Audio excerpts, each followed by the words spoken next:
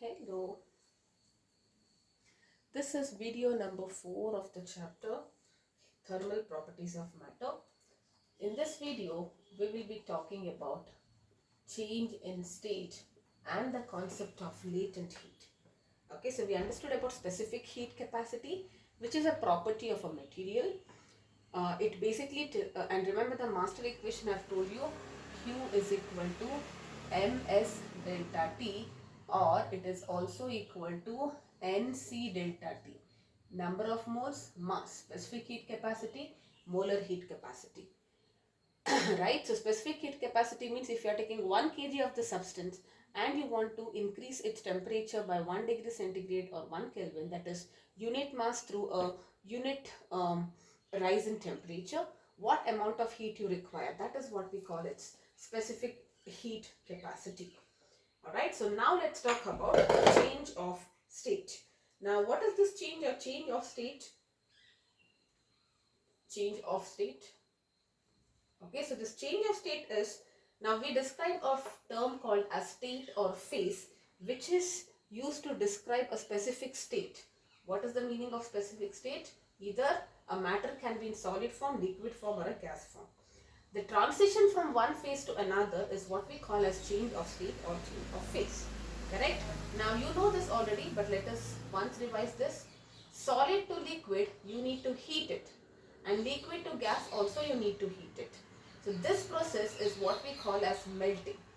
Correct? So you are taking a solid, if you want to convert it into a liquid, you need to supply heat, and this process is what we call as melting. Correct? And liquid to gas is what we call as boiling. Correct? Boiling or vaporization.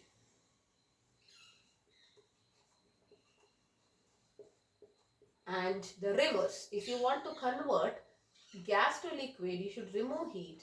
Liquid to solid also you need to remove heat. So what is this process? This is what we call as condensation or liquefaction.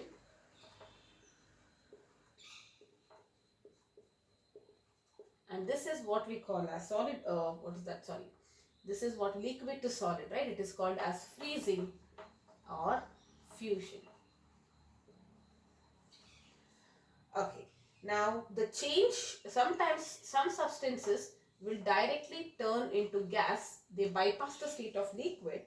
The process where a solid directly changes into vapor is what we call as sublimation.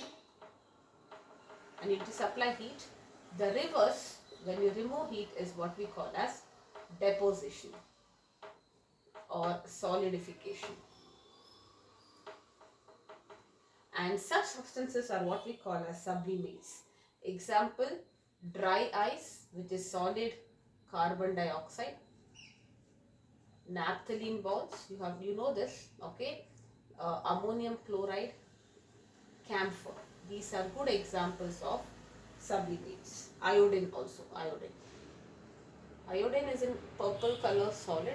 It will directly change into vapor if you provide a little bit of heat. Correct? Now during the phase transition, now what usually happens is you supply heat, correct? The temperature will increase, but when it is nearing that phase change, that time the temperature remains constant. So I can say during phase transition, that is at that moment exactly when it starts changing the phase, though you are supplying heat, the temperature remains constant, and all the heat supplied is utilized to change the state. Since the temperature remains constant, you kind of feel that, where is this heat going?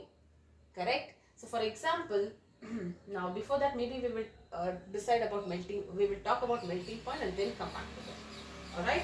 Now, how did you define melting point? Melting point is that fixed temperature at which a solid changes into liquid by absorbing heat. Okay, by taking in heat, absorbing heat. In other words, that since the temperature is constant here, correct? I told you, see, let me give an example. So let us say you have ice at minus, this is ice, okay, and then you start heating. you heat it. So as you heat it, you can see that the temperature becomes -15, -10, -5, and once it is reaching 0 degree, that is when it starts changing into liquid. And for some time, the temperature is 0 degree till everything is changed into liquid. After that, it becomes 1 degree and all. Alright, so here it is in solid state, above 0 in liquid state, and here you can say solid and liquid coexist in thermal equilibrium. Remember what is thermal equilibrium? Thermal equilibrium is a state wherein after heat flow, once the heat has flowed from a hot and a cold object, the temperature remains constant and there is no heat flow. Correct? No net heat flow as such. So that is what we call as thermal equilibrium.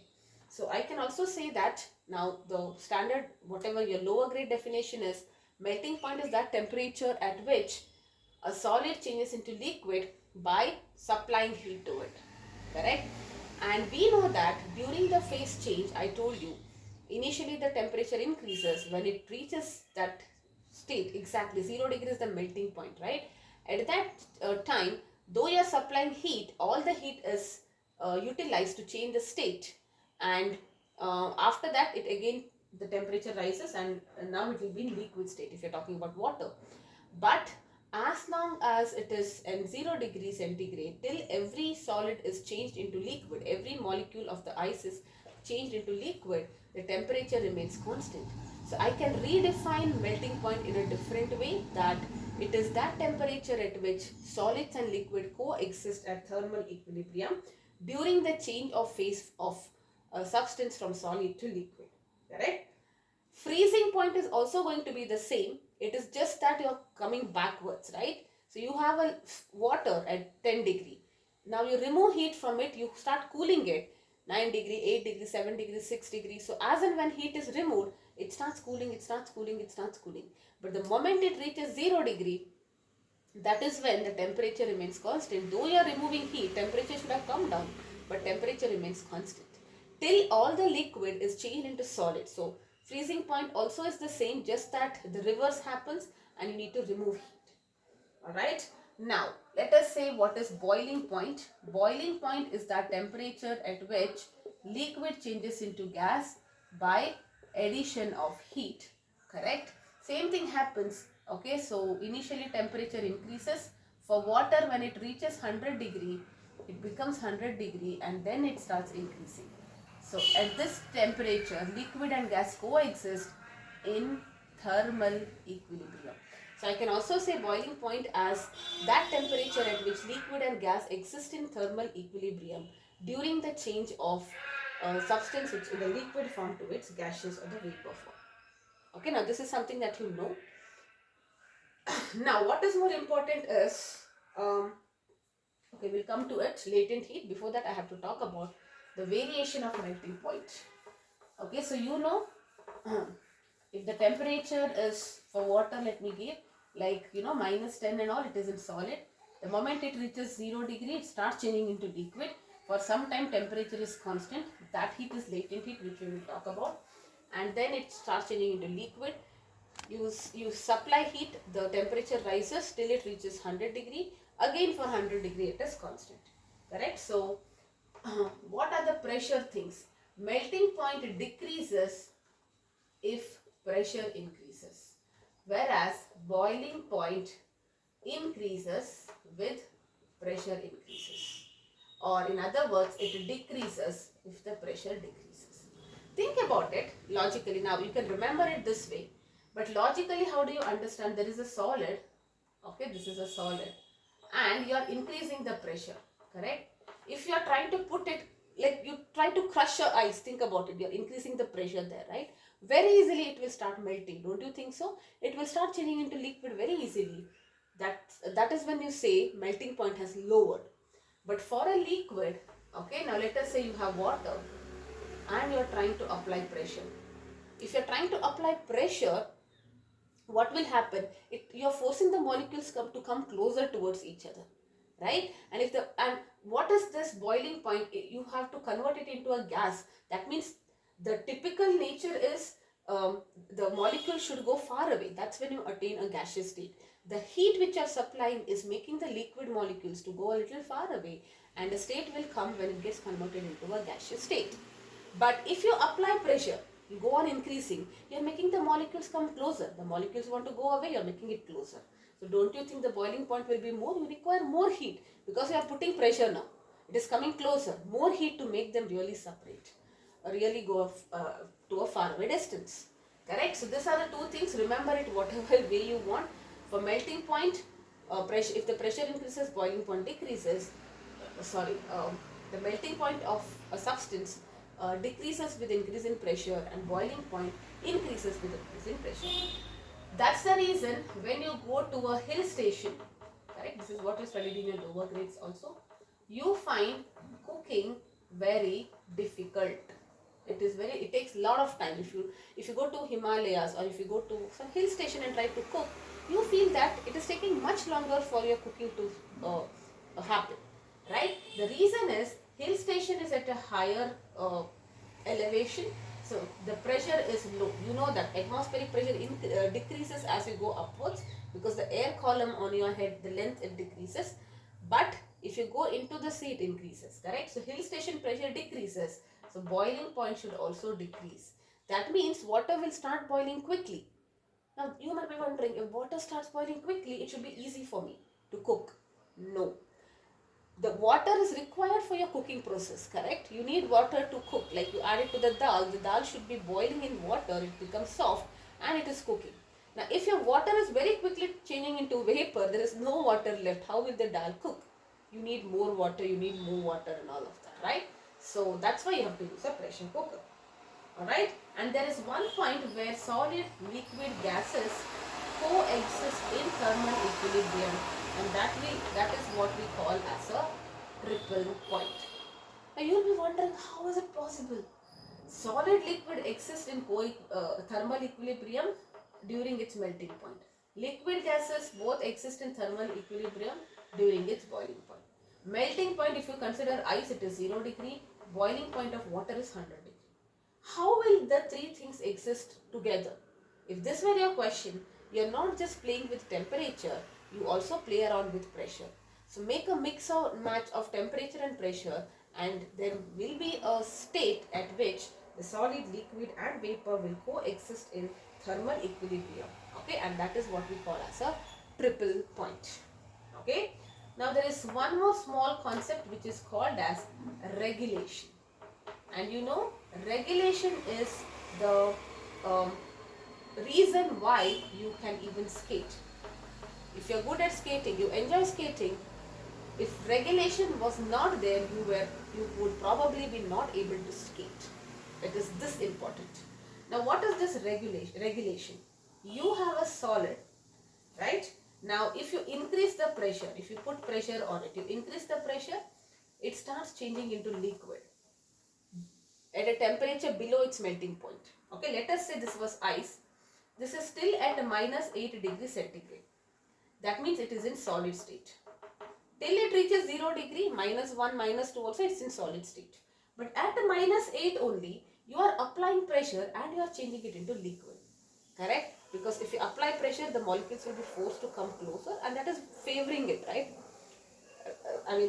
Favoring it in the sense when you're trying to make it this thing, melting point will reduce, right, very easily. You want it to be converted into liquid, and that's exactly what is going to happen on increase of pressure.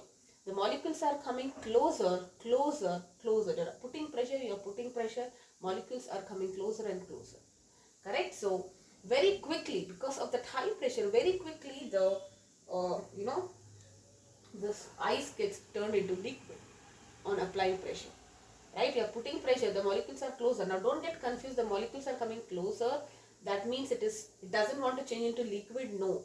In this case, the molecules are coming closer, and also the bonds are also getting broken there. Right? And that's the reason it is easily convertible into a liquid. Like you crush something, it becomes easier for you to convert it into a liquid. Correct? So at 8 degree itself, on applying pressure, it changes into liquid.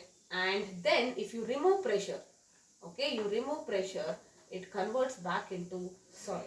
This is what we call as regulation. The concept or the process where a solid will change into liquid on increase in pressure, and it freezes back into solid if you remove the pressure, is what we call as regulation. And this is the reason skating is possible. Ever think about it? You have ice here. The moment you apply pressure when you skate it, this layer is converted into water because you're applying pressure, correct? So that ice underneath will be changed into water, and this water will act like a lubricant. If it is just ice, it is not possible for you to actually skate, because when you apply pressure it changes into water. That water will act like a lubricant for your skating process. Alright, and that is regulation. Triple point is a point where all the three states exist in thermal equilibrium. You just have to play around with the temperature and pressure. Regulation is a process wherein there is a solid. You can change it into liquid by increasing pressure, and you can freeze it back to solid by reducing pressure. That is regulation. Okay, now let's talk about latent heat.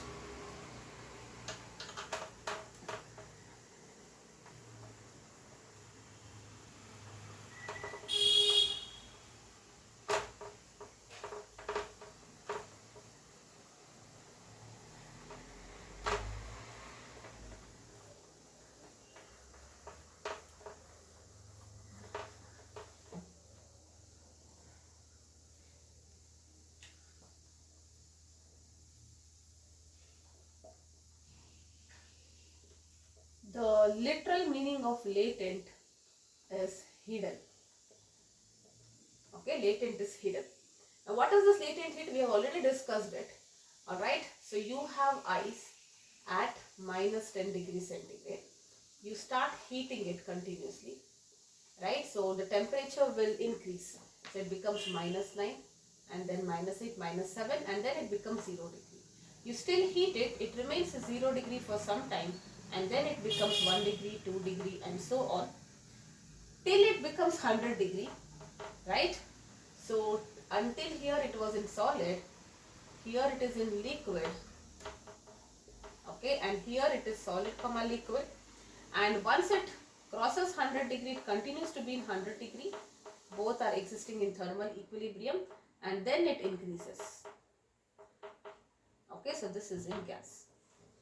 So that phase where temperature is constant, right? So this phase, the temperature is constant. So we say this is in a thermal equilibrium.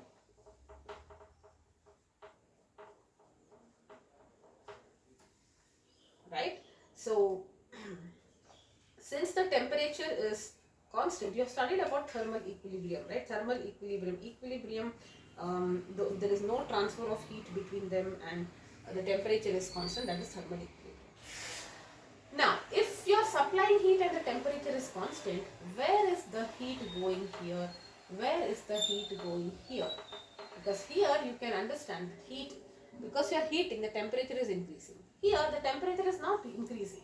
That means the heat is going somewhere, correct? That heat is actually going helpful for the change of phase. That heat is utilized to break the bonds and make them a little far away, correct? So change of phase.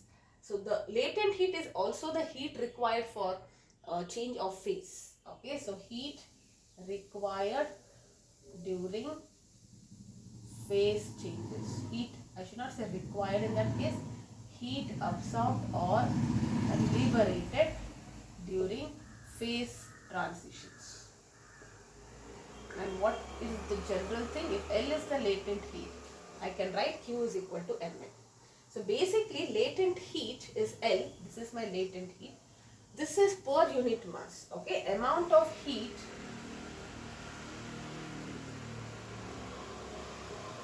absorbed during the change of state per unit mass is what we call as latent heat, okay, in general. So for 1 unit mass, for 1 kg, whatever heat is, like you are taking 1 kg of water, and let us say from 0 to 0, the moment it starts changing into 1, whatever amount of heat was like 100 joules. For 1 kg of water, 100 joules. If you have 10 kg, 10 into 100, that's what you do, right? So heat required is M into L. So you have to remember those two master equations. What is that? Q is equal to ms delta T, Q is equal to nc delta T, Q is equal to ml. This much if you remember, anything can be done. All the numericals can be done if you are very clear about this. Correct? Now, what will be the unit of latent heat? Isn't it joule per kg? Right? Joule per kg is not, there is no Kelvin here. Specific heat has joule per kg per Kelvin. Here it is only joules per kg. And the value of L depends on the pressure. Correct? Because if you change the pressure, then very easily the state change. In the case of solid to liquid, state change happens easily.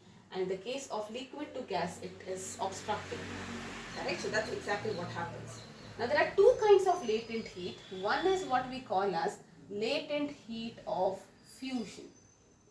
Fusion or melting. Fusion is actually the reverse.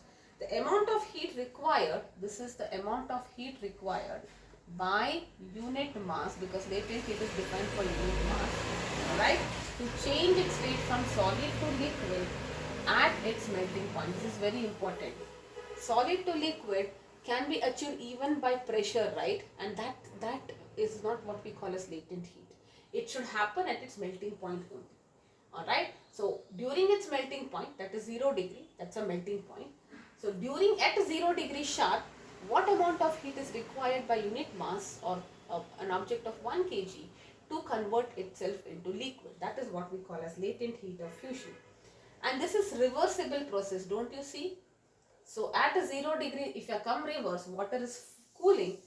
At a 0, the moment it reaches 0 degree, the temperature is constant, though you are removing heat. Correct? So that is when you say the amount of heat lost. The amount of heat lost or released by unit mass when an object is changing its state from liquid to solid at its melting point. Correct? Removed. And for ice, it is, or water, the latent heat of fusion is 3.34 into 10 power 5 joules per kg. What is the meaning of this? You take 1 kg ice at 0 degree, okay? That ice is solid at 0 degree, and if you wanted to convert to 1 kg of water at 0 degree, you require this much of heat. Okay, so that is the meaning of it.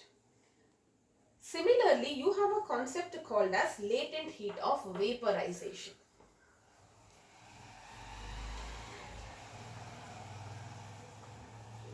So latent heat of vaporization. So what is this? Latent heat of vaporization is the amount of heat required or absorbed by unit mass when it changes its state from liquid to gas at its boiling point. Correct? So 100 degree, you are taking 1 kg of water at 100 degree. How much heat you need to supply to change the state of 1 kg of water at 100 degree to 1 kg of steam at 100 degree?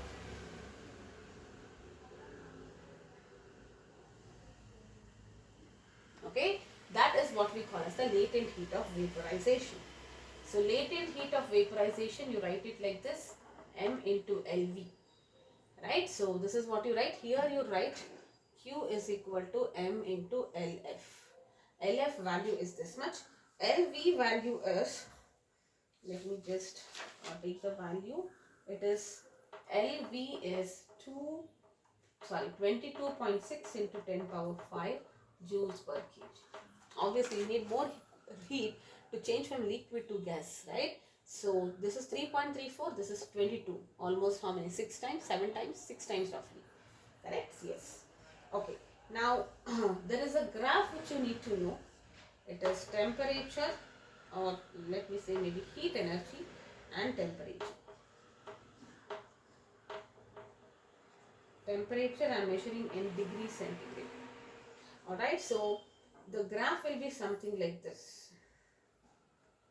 Okay, this should be constant. And here it is steeper. Again, it is almost constant, and then it is steeper.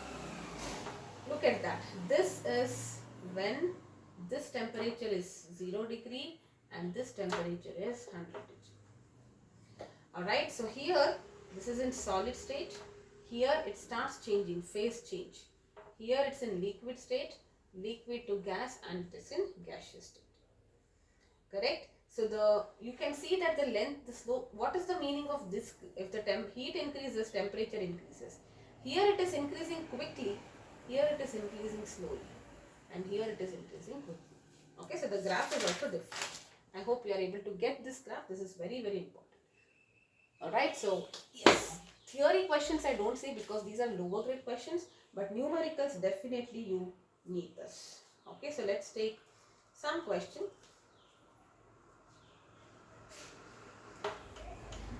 Clubbing specific heat and latent heat.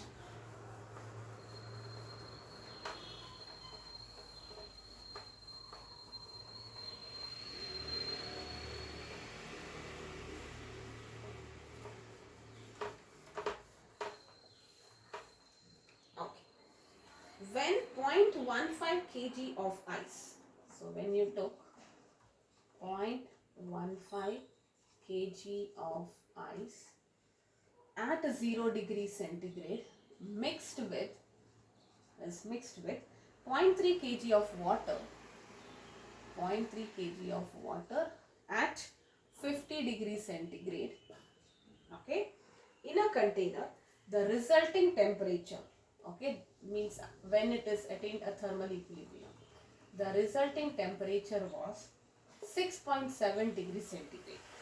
Calculate the heat of fusion of ice.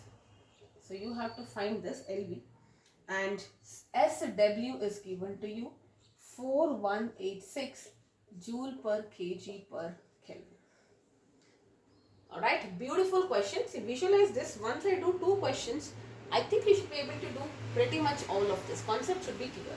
So if you want to write a picture, it becomes easy. So you have, okay, there is ice. Let me write like this. This is ice. How much? 0.15 kg of ice at 0 degree. Okay. Now you take this and put it in a container, okay, which is having 0.3 kg of water. Okay, so this is 0.3 kg of water and it is at 50 degrees centigrade. So you mix it. Okay, now after mixing, what will happen? Okay, you will see ice. I'll write it. I don't know at what state every ice will be converted. Okay, but this is at a temperature of 6.7 degrees centigrade. This is ice plus water, and over a period of time, ice will be totally melting to give you water, so it is only water. Alright, so now you have to calculate the fusion of ice, which you know 3.34 into 10 power 5, but let us even do it. I told you, remember the principle, which is losing and which is gaining. So here water is at a higher temperature, right? Heat lost by, so water will give heat to the ice, correct? Is equal to heat gained by ice. Now this heat gained by ice, I can divide it into two categories. Why? Because look at the temperature. This is 50 degree.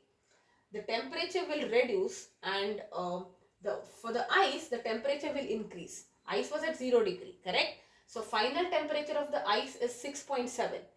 But from 0, ice first will change into water at 0 degree, correct? So you have ice. This ice is at 0 degree. And finally, they are giving you that this ice will be converted into water. It will melt and 6.7. Correct? Now, this ice, before this, I can split this transformation into two categories. First, this 0 degree ice will change into water at 0 degree, and this is latent heat of fusion, and then remaining heat. Correct? So, heat lost by water is heat gained by ice. There is no doubt about it. But what is this heat gained by ice? This heat gained by ice is, basically, I can write it as ml into F plus, okay, so let me write it in words. Heat gained to change state plus heat gained to increase the temperature up to 6.7. Okay, so what is heat lost by water? Ms delta T. What is M? Mw? SW and delta TW. Let me write it. Heat gain to change the state, isn't it? ML, latent heat, right? ML, this is for ice, alright, plus heat gained for that ice, again M of ice into S ice into delta T. Alright, so this is what it is. Okay, now this I can write ice water because again after this it is changing into water. Correct? So this is delta T. I hope this is clear. Okay, so heat lost by water will be heat gained by ice, but heat gained by ice will be in two states. From 0 degree ice it will change into 0 degree water, and that is your latent heat of fusion. And once it is at 0 degree water, it will further increase to 6.7 degrees. So let's try to calculate this. Mass of water is 0.3, specific heat is 4.16, what is that? 4.4186, and temperature difference 50 minus 6.7. Right, now if you want you can separately calculate it, no problem. Alright, so what will be the heat gained by, so what is M ice? M ice is 0.15. Latent heat of fusion is what you're supposed to find here, and here it is point. Now in this part when we come to this, mass of ice is actually changed into water, but I'm just writing it as ice here. Specific heat of water is 4186. Delta T 6, what is that? Final temperature is 6.7 minus 0. Okay, so just you have to find LF, and you should get LF as 3.4 into 10 power 5 joule per kg. So please be careful with the units, be careful with the substitutions. It is a simple maths, I'm not solving it, but I've told you every step to calculate. Okay, now one next level question I'll give you, a little bit slightly tricky, and if you know this pretty much, I think you should be able to solve remaining questions as well. Okay, you can practice. Heat question is short question, these type, especially latent heat related. Latent heat, specific heat, everything clubbed. I told you to remember only those three things: MS delta T, MC delta T, and NC delta T, and ML. That's all. Alright, so now second question, calculate the heat required. So you have to find what is the heat required to convert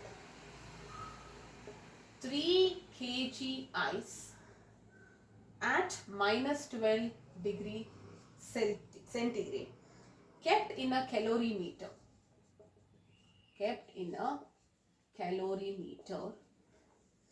To steam at 100 degrees centigrade,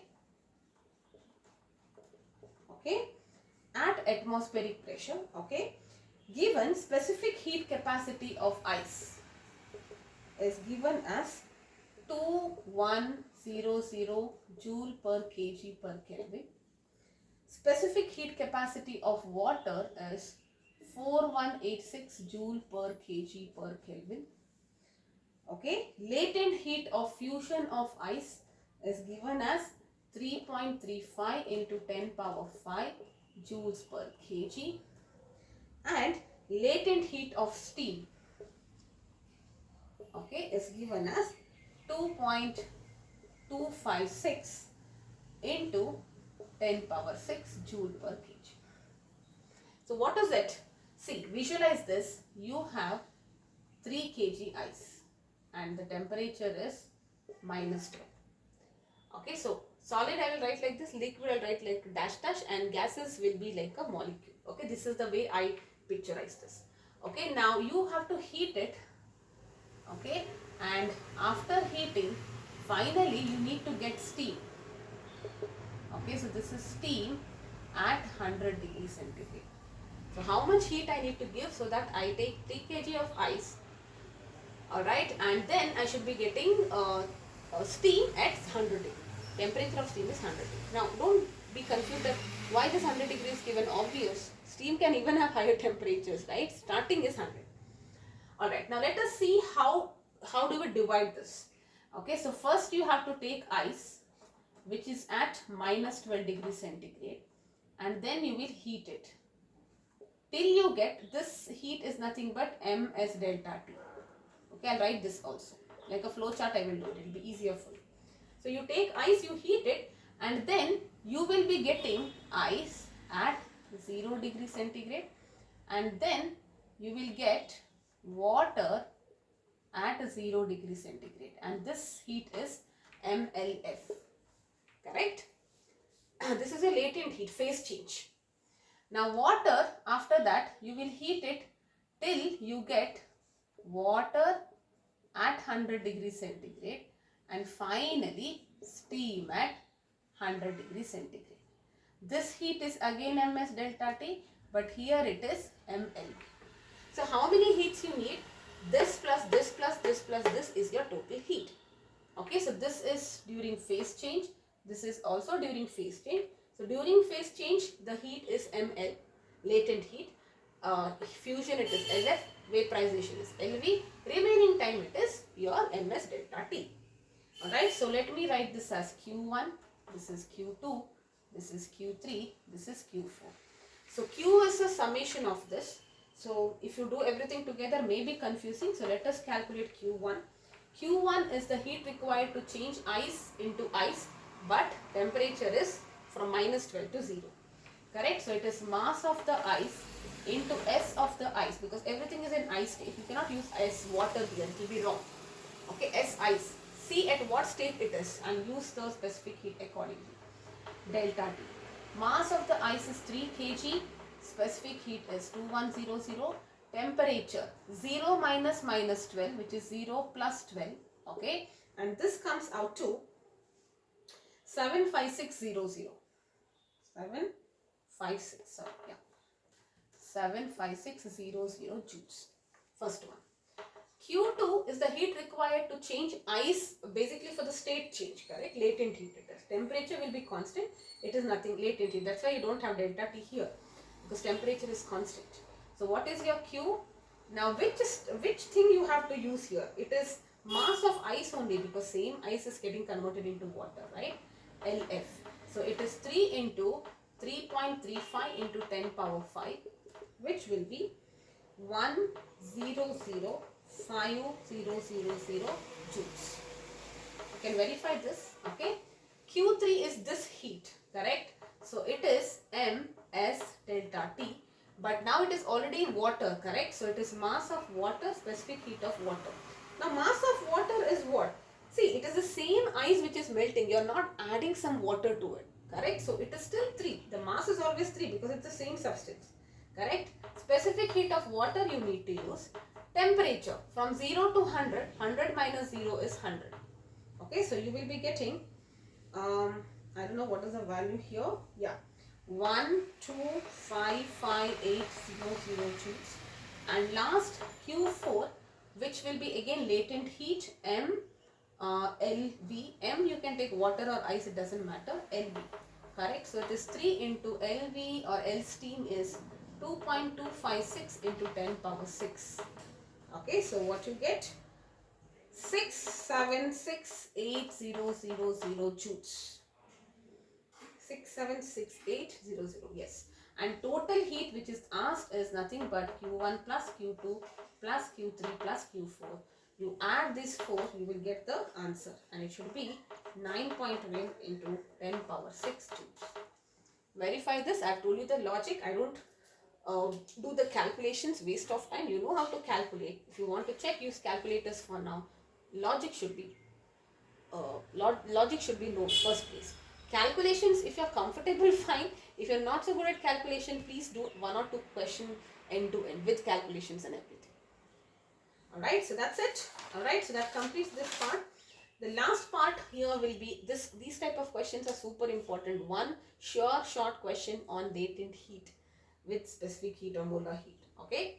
Yes, the last topic is about heat transfer. You'll be studying 3 modes of heat transfer: conduction, convection, radiation, and the chapter is done. Alright, so yes, please do these questions. I'll give you more questions. You can also do questions from your textbook. And if you have any doubt, you can let me know. Bye-bye for now.